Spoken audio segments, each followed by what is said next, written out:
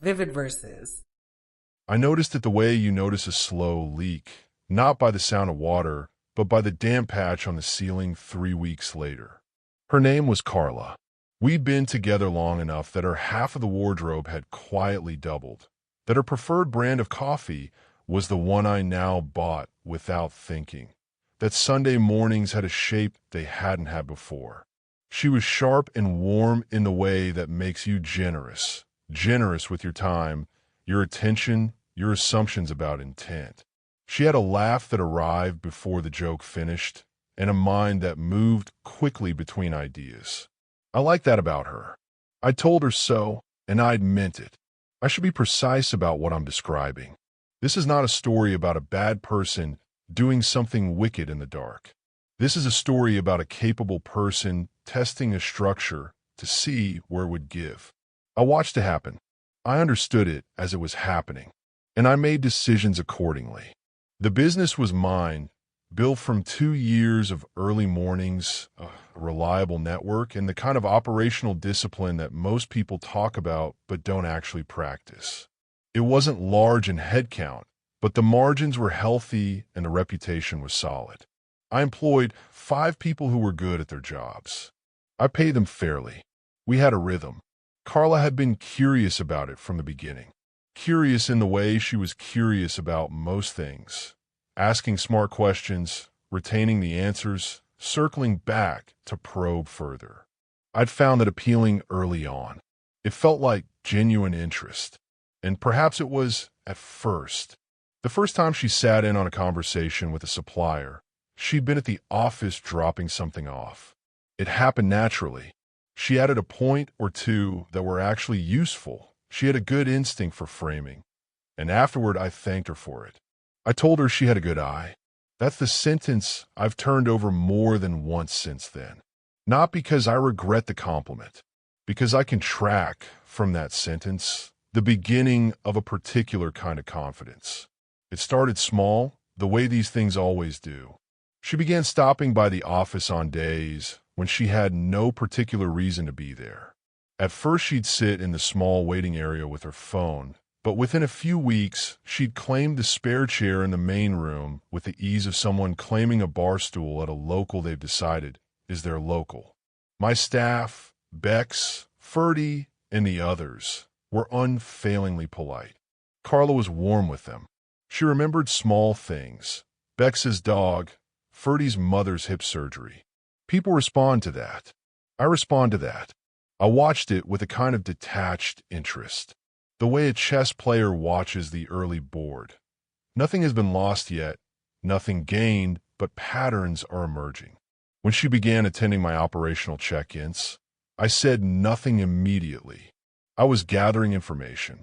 Not out of passivity, I want to be clear about that, but because I don't make moves until I understand the game being played. Intervening too early would have revealed more than it resolved. What I was noticing, she was not asking to be included. She was simply including herself and waiting to see whether anyone would correct it. Nobody did. I was the only person with both the standing and the full picture to do that, and I was watching. The Thursday it crystallized, I was in the office reviewing end-of-month figures. Ferdy had gone to get lunch and left his laptop open. He hadn't done anything wrong. He wasn't hiding anything. But his email was visible on the screen, and the name in the most recent message thread stopped me where I stood. The email was from a client, one of our longer-standing ones, a woman named Grace who ran a small purchasing operation and had been with us for over 2 years. She was writing to Ferdy to follow up on a query. At the top of her email, she wrote, "I spoke with your co-founder last week about this. She mentioned you'd be the right person to follow up with. Could you loop her in when you respond?" I stood very still. Then I sat down, not at my own desk, but at Ferdy's because I needed to read it twice and I needed to do it calmly. And I read it again. "Your co-founder." I didn't say anything to Ferdy when he came back. I smiled, took my lunch from the bag, and went to my own desk. I ate and thought. The food was fine. The thinking was very productive. She had told Grace she was co-founder. Carla had told my client without flinching, that she had co-founded the company I had built alone. I want to know the extent of it before I did anything. That was the discipline. I didn't ask Carla about it that evening. We had dinner, and I was present for the dinner, and I thought about other things. I've learned, over time, that anger is expensive. It costs you information. When you're angry, people become defensive, and defensive people stop being transparent. And transparency was exactly what I needed from the situation. Instead, over the next few days, I did some quiet archaeology. I called Grace, framed it as a routine check-in on service satisfaction. Grace was chatty, as she always was, and within 4 minutes had mentioned, without prompting, that she'd been pleasantly surprised when Carla had reached out directly. "Very impressive woman," Grace said. "You two make a good team." I thanked her. I meant it as thanks for the information. I had a pretext for calling 2 other clients that week, both reasonable on their own terms. With each one, I listened for signals. The second one, a man named Tom, who was brief and to the point, mentioned that he'd received some new contact details recently. He hadn't thought much of it. He mentioned it the way you mention receiving a postcard, neutrally, as texture. "Contact details," I said. "Were those by any chance in card form?" He said yes. He said the name on them was someone called Carla, and that the cards listed her as co-founder of my company. I thanked Tom. I kept my voice entirely level. We finished the call. Business cards. She'd had business cards printed, with my company's name, with her name, with the title co-founder, and she had distributed them to my clients. I sat with that for a long moment, not because I was processing the emotion of it. I'd moved past emotion fairly quickly into something more operational. I sat with it because I wanted to make sure I was seeing it clearly. This was not an ambition that had slipped out accidentally. This required forethought, car design, a print order, the decision about what title to put on them, the selection of which clients to give them to. This was deliberate. This was a campaign. I opened my laptop and sent one email. It was to my solicitor, a precise and undemonstrative woman named Helen who had handled my affairs with excellent judgment for 3 years. The email was short. I said I needed to meet with her at her earliest availability, that it concerned a potential legal challenge to my business ownership, and that I would explain fully in person. Then I closed my laptop, went to bed, and slept without difficulty. There was nothing to be gained by lying awake. The pieces were in motion. Helen had time on Friday afternoon. I arrived at her office with everything I had: company registration documents, founding records, bank statements, client contracts, email threads, and the 2 pieces of information I collected in my client calls. I also brought something else, something I hadn't told Carla about and wouldn't now ever need to. 6 months earlier, around the time I'd first begun noticing the edges of what I might now call a pattern, I had spoken quietly with Helen about a hypothetical. I'd framed it as prudent planning. What would it look like, I'd asked, to restructure the business into a holding company? What would it require? What would it protect? Helen had listened carefully and had told me it was achievable, that it would take some preparation, and that if I wanted to proceed, she could begin drafting. I'd told her to draft it. I'd sign what needed signing. The holding structure was in place, dormant and clean, its existence known only to Helen, her firm's filing systems, and me. I had not, at that point, been certain anything was wrong. I want to be honest about that. I had a feeling, the quiet, unverifiable kind that good pattern recognition sometimes produces. I'd acted on it not out of paranoia, but out of a straightforward belief that a small, healthy business is worth protecting, and that protection costs less when it's built before you need it. What I had not known at that point was what I was protecting it from. Now I did. I laid it all out for Helen. She listened. She took notes on a yellow legal pad in her small, even handwriting. When I finished, she set her pen down and looked at me. "You said you suspected something was off 6 months ago," she said. I noticed things that didn't add up, I said. I don't always wait for confirmation. She nodded, in the way that means a person is recalibrating their assessment of you. Then she told me what she'd found when she'd done her own preliminary checking on Thursday evening, after receiving my email, because Helen, like me, does not wait. A document had been filed, a formal legal claim drawn up by a solicitor asserting a 40% ownership stake in my business on Carla's behalf. The grounds were a combination of things: sustained operational contribution, collaborative decision-making, reasonable expectation of partnership. And this was the part that required the most discipline not to react to: a claim that our personal relationship had been predicated on an understanding of shared professional enterprise. The solicitor who had drafted it was Carla's uncle. I'll let that settle for a moment. Her uncle. She had been planning this with family. This wasn't an impulsive move. This had been constructed. How strong is it? I asked. Helen was measured, as she always was. On its own terms, with nothing else in play, it might have created some noise. The co-founder narrative she's been building with your clients could have been used as evidence of acknowledged partnership. She paused, but it's not on its own. The holding structure we put in place changes everything. The business she's claiming a stake in no longer exists as a direct entity. What exists now is a wholly owned subsidiary of the holding company. She would need to make a completely separate argument, a far harder one, to get anywhere near the holding company itself. And she has no grounds for that argument. There is no evidence of partnership at that level. There is no co-founder agreement, no equity discussion, no documentation of any kind. What she has is a title she printed on her own business cards. I nodded. There's also the question of timeline, Helen continued.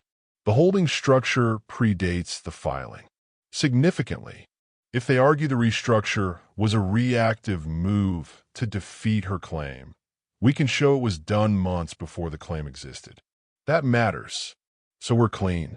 You're entirely protected. I sat back in my chair. The afternoon light was coming through Helen's window at a low angle, the way it does in late afternoons at this time of year, and it made the whole room look like it was made of amber. I thought about the first dinner Carla and I had eaten together, not in any sentimental register, just as a fixed point in time that now belonged to a narrative I hadn't known I was in. What I need to do? I asked. Helen told me. By Monday morning, everything that needed doing was done. The business had been formally transferred into the holding company structure, not as a reaction, as an activation of something already prepared. The legal response to the filing had been drafted and would be delivered through the correct channels. The position was unassailable. I had reviewed every document personally before signing. I don't delegate the things that matter. I arrived at the office before anyone else. I made coffee. I looked at the space, the desks, the plants Bex had brought in to soften the room, the whiteboard with its partially erased notes from last week's planning session, and I felt something that wasn't exactly pride and wasn't exactly relief. It was more like the feeling of having checked a calculation 3 times and found it correct each time. Solid. Consistent. The team came in one by one. Bex first, then Ferdy, then the others. I'd called a brief meeting for 9 o'clock. Midweek meetings were our norm, so a Monday morning one was slightly unusual, but no one seemed alarmed. People generally aren't alarmed when the atmosphere is calm and the person calling the meeting seems untroubled. I am, when it serves me, very good at seeming untroubled. I waited until everyone had a drink, then I stood up. I'm not a person who gives long speeches. I find them self-indulgent. You should be able to say the important things briefly, and if you can't, you haven't thought them through well enough. I thanked the team. I meant it, and I said so without fanfare. These were people who'd shown up consistently, who'd done good work without being managed too tightly, who'd each, in their own way, contributed to something worth protecting. Then I told them about the new structure. I kept it operational. The holding company, its name, what it meant for their contracts, their roles, their day-to-day. None of that was changing. The core business was the same business, now sitting inside a cleaner legal architecture. I told them this was a decision made some time ago as part of prudent long-term planning, and that it was now formalized. Any questions about contracts or terms should come to me directly and would be answered promptly. Bex asked one question about whether her pension arrangement changed. I told her it did not, and she nodded and wrote something in her notebook. Ferdy made a small joke about whether they'd all get new business cards. I smiled. Not yet, I said. That afternoon, I sent Carla an email. One sentence. I'd been composing it in my head for days, not agonizing over it, but refining it. The goal was precision. Everything that needed to be said, nothing that didn't. No accusation, because accusation is an invitation to argument. No explanation, because she already knew everything I would say. No warmth, because warmth had been operating under false pretenses. Just a plain, unambiguous fact. Your cards are inaccurate. Please stop distributing them. I sent it. I put my phone face down on the desk. She called within 20 minutes. I watched the phone ring. I let it ring through. She called again 20 minutes after that. I let it ring again. I was not avoiding the conversation out of cowardice or discomfort. I was not in emotional distress. I was declining the conversation because there was nothing to gain from it. The legal situation was in motion. The operational situation was resolved. The only thing a conversation would produce was noise, and noise, in this case, would benefit her more than it would benefit me. She needed me to argue with her, because argument implies negotiation, and negotiation implies that some portion of what she claimed might be open for discussion. None of it was. The structure had been built. The door she'd been walking toward was, and would remain, closed. There's a particular kind of person who believes that if they can just get you talking, they can find the seam. I'd known for some time that Carla was that kind of person. Her intelligence operated through conversation, through reading your responses, adjusting, finding the angle. Silence removes the material she works with. Silence is not passive. Silence, applied correctly, is a decision with consequences. She sent a text. We need to talk about this. I did not reply. She sent another. An hour later, I know you got the cards. This is not what it looks like.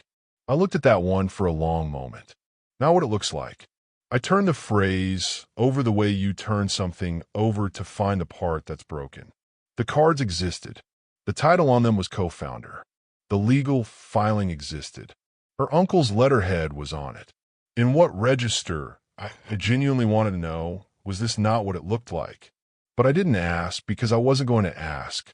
She left a voicemail, the content of which I deleted without listening to it past the first few seconds. The tone was what it always was when she was managing a situation. Controlled warmth, a slight tremor of injury underneath, the careful positioning of herself as someone who deserved to be heard. She was good at it. I'd been moved by that voice before. I noted clinically that I wasn't now. She came to the office on Tuesday afternoon. I'd half expected this. It was the escalation that made sense once the remote approaches failed. Carla understood leverage, and she understood that my staff were a kind of leverage, that if she arrived and was warm and present, if she sat in the spare chair and asked Bex about her dog and smiled at Ferdy's jokes, she could create a social pressure. The normalcy of her presence would make my response to her seem disproportionate by comparison. I would become the difficult one simply by being unmoved. She understood people well. I'll give her that. I was in my office, a small room with a glass partition, when she arrived. I watched through the partition as she said hello to the team, made a small observation about the new plant Bex had put on the windowsill, accepted the offer of tea that Ferdy made with automatic hospitality. She was composed. She sat in the spare chair. After a few minutes, she caught my eye through the glass.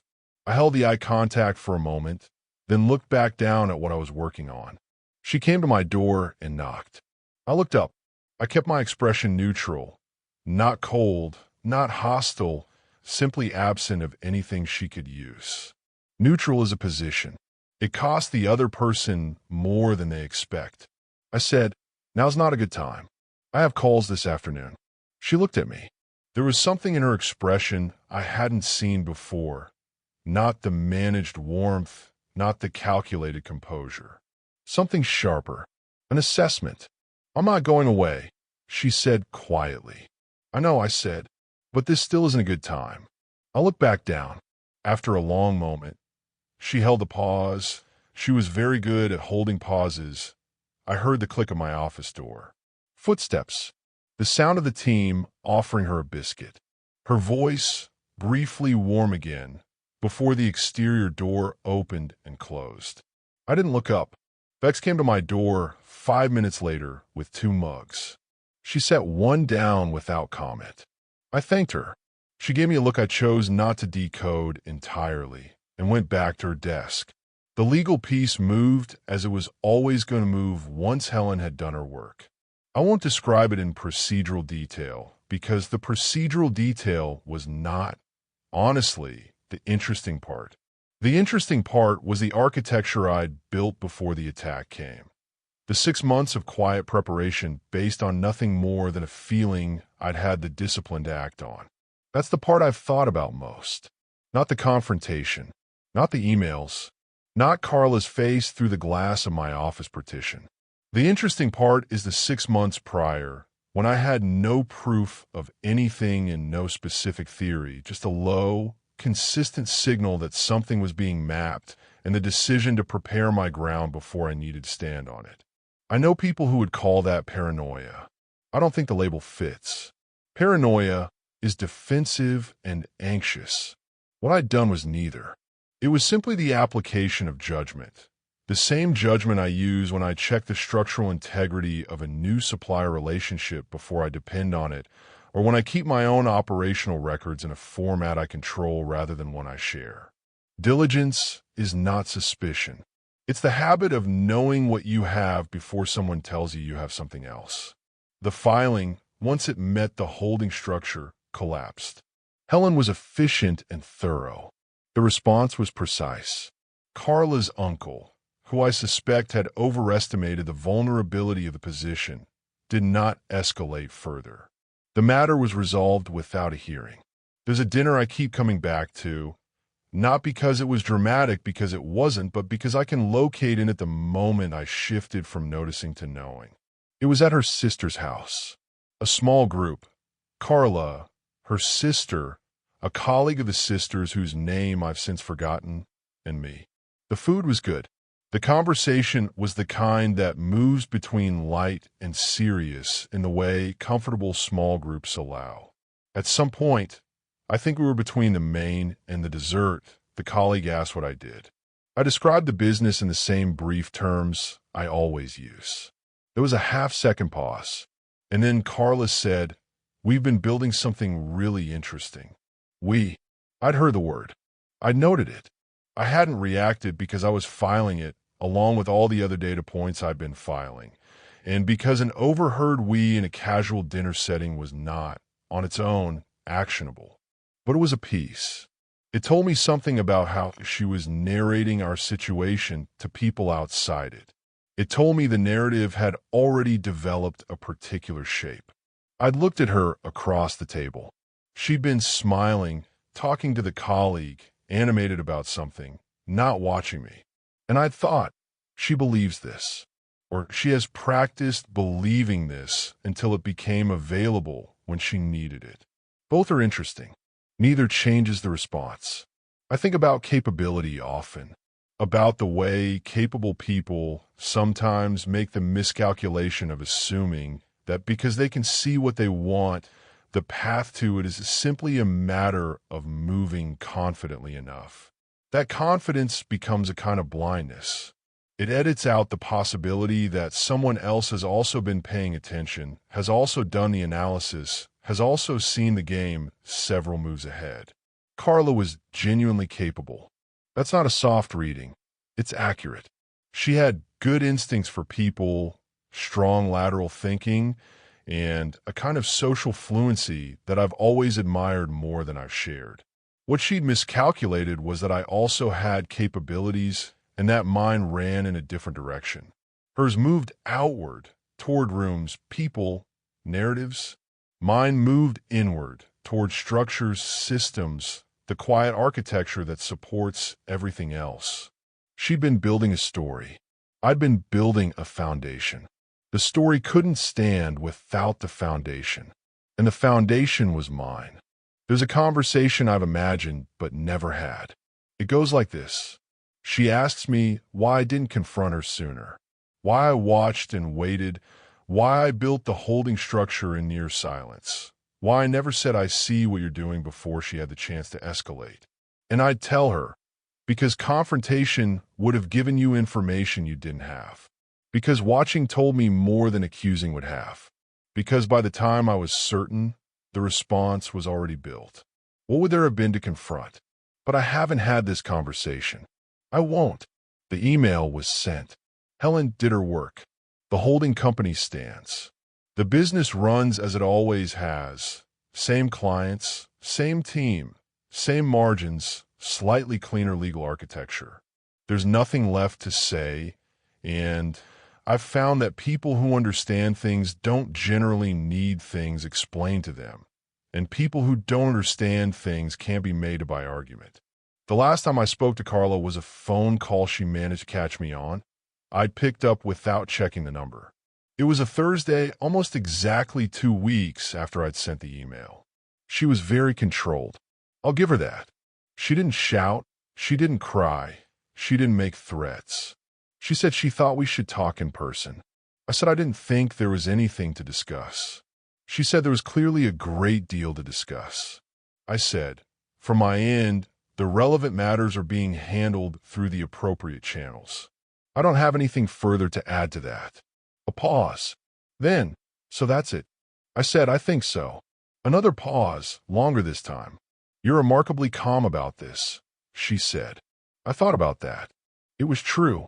I was calm, but I didn't think remarkable was the right word. Calm is just what you are when you've done the preparation. There's nothing to be agitated about when the structure holds. The agitation belongs to the person who built on someone else's ground and is now watching the footing give. I said, take care of yourself, Carla. I ended the call. Vex brought me coffee the next morning without being asked, which she occasionally does when she's noticed something and doesn't want to comment on it directly. She's good that way. I thanked her. She went back to her desk and got on with her morning. Ferdy had a meeting with a new supplier contact that went well and told me about it at lunch with the kind of modest pride that means a person knows they've done something right. I listened fully. I told him he'd handled it exactly as I would have. The whiteboard had new notes on it from the latest planning session. The plant Bex had brought was still on the windowsill. I went back to my office and looked at the quarter's numbers. They were good. The structure was solid. The foundation was mine, and what was built on it was worth protecting, and I had protected it.